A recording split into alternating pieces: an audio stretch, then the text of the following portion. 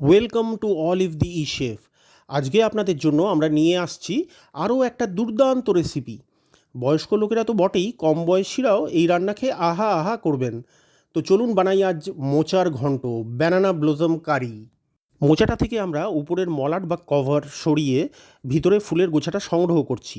এইভাবে প্রতিটি খোলের তলায় লুকোনো ফুলগুলো সংগ্রহ করে নিচ্ছি। রিপিট করতে থাকুন প্রসেসটা। এই খোলগুলি ফেলে দেবো আমরা। এবার প্রতিটি ফুল থেকে পিস্টিল এবং ক্যালিক্স অংশ ফেলে দেবো আমরা, মানে ফুলের পরাগদণ্ড এবং নিচের ছোট্ট পাতার মতো অংশটা ফেলে দিতে হবে।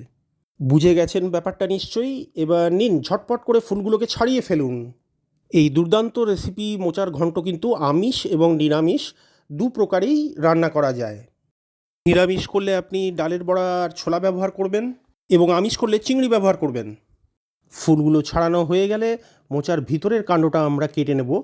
ফুলগুলো ছাড়ানোর সময় যখন দেখবেন আর ছাড়াতে কষ্ট হচ্ছে, ছাড়ানো যাচ্ছে না, ততক্ষণ পর্যন্ত ফুল সংগ্রহ করবেন। তারপর মোচার মাঝখানটা এইভাবে কেটে টুকরো টুকরো করে নেবেন। এই অংশের কিছুই ফেলার নেই, তাই সবটা কুচিয়ে নিন। এইবারে ছুরিটাতে একটু ভালো করে তেল মাখিয়ে নিন, কারণ এর পরে ছুরিটা স্টিকি হয়ে যেতে পারে। এবার ছাড়ানো ফুলগুলোকেও কুচিয়ে নিন। এবারে এই কুচিয়ে নেওয়া ফুলগুলো আর মোচার মাঝখানের কুচনো অংশগুলো একসাথে মিশিয়ে তুলে নিচ্ছি আমরা। এগুলো এবার আমরা প্রেশার কুকারে সেদ্ধ করে নেব। অল্প নুন, হলুদ গুঁড়ো এবং জল, যথেষ্ট পরিমাণ জল মিশিয়ে এটাকে আমরা সেদ্ধ হতে দেব প্রেশার কুকারে একটা হুইসেল পর্যন্ত। জলের পরিমাণটা আপনারা নিশ্চয়ই দেখে নিয়েছেন। সব মোচাগুলো ডুবে যাওয়া উচিত। নিন, একটা সিটি পড়ে গেছে। খুলবেন না কিন্তু, নিজে নিজে প্রেশারটা রিলিজ হতে দিন। এরপর খুলে নিয়ে মোচাটা আমরা ড্রেন করে নেব, জলটা ঝরিয়ে নেব। এই জলটা কাজে লাগবে না। একটা আলুর টুকরো আমরা ছোট ছোট পিস করে কেটে রেখেছিলাম, ওটাতে নুন হলুদ মাখিয়ে রাখছি। কিছুটা চিংড়ি মাছ আমরা ভালো করে ধুয়ে বেছে রেখেছিলাম, ওটাতেও অল্প নুন এবং হলুদ মাখিয়ে নিলাম। চিংড়িটা আমরা ইউজ করছি কারণ মোচার ঘন্টর আমিষ ভার্সনটা আমরা আজকে বানাচ্ছি। চলুন এবার একটা ঝটপট মশলার পেস্ট বানিয়ে ফেলা যাক। আদা বাটা, জিরে গুঁড়ো, হলুদ গুঁড়ো আর লাল লঙ্কার গুঁড়ো নিয়ে জল দিয়ে ভালো করে একটা মিশ্রণ বানিয়ে ফেলছি আমরা। মিশ্রণ প্রস্তুত, এটাকে সরিয়ে রাখবো আমরা। এবারে সামান্য একটু ভাজাভাজি করতে হবে। সর্ষের তেল গরম হতে দিয়ে দিয়েছি। এবার আমরা চিংড়িগুলোতে এতে ছেড়ে দিলাম। এবার এটাকে ফ্রাই করব গোল্ডেন হওয়া পর্যন্ত। খুব বেশি ফ্রাইংয়ের দরকার নেই। আপনাদের অনুরোধ করব ভিডিওটিতে একটি লাইক দিয়ে দেওয়ার জন্য, এবং নতুন দর্শক বন্ধুদের চ্যানেলটা সাবস্ক্রাইব করার অনুরোধ করব। চিংড়িগুলো ঠিকঠাক ভাজা হয়ে গেছে। সর্ষের তেল গরম হয়ে গেলে এবার আমরা ফোড়ন দিয়ে দিলাম কাঁচা লঙ্কা এবং তেজপাতা। সামান্য একটু নাড়িয়ে চাড়িয়ে এবার একটু কিছু গোটা গরম মশলা আমরা অ্যাড করে নিচ্ছি। এলাচ, লবঙ্গ, দারচিনি এবং গোটা জিরে। আলুর টুকরোগুলো ছেড়ে দিয়েছি আমরা, দিয়ে দিলাম নারকেল কোড়াটাও। এবার একটু ভালো করে নাড়িয়ে চাড়িয়ে নিতে হবে যাতে নারকেলটা মশলার সঙ্গে মিশে যায়। এবারে ঢেলে দেবো আমরা স্পাইস পেস্টটা, মশলার মিশ্রণটা, এবং স্বাদ অনুসারে নুন এবং চিনি। নুন চিনি যোগ করার পরে এবার এটাকে ভালো করে নাড়িয়ে কষিয়ে নিতে হবে বেশ ভালোভাবে, যাতে মশলাটা মিশে যায়।